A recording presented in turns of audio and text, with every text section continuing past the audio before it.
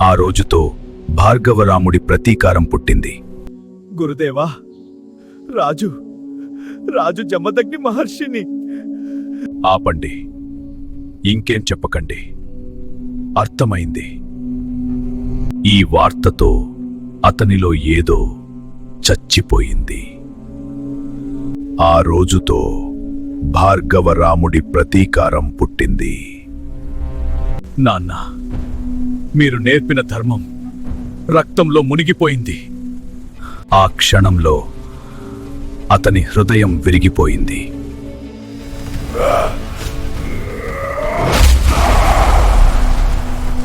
ధర్మాన్ని చంపిన అహంకారాన్ని నేనే సంహరిస్తాను. ఆ రోజు భార్గవరాముడు చనిపోయాడు.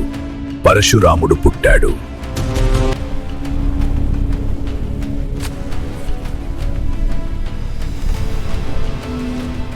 అతను వస్తున్నాడు, పరశురాముడు వస్తున్నాడు.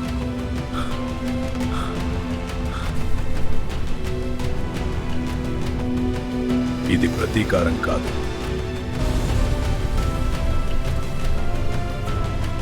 ఇది తీర్పు.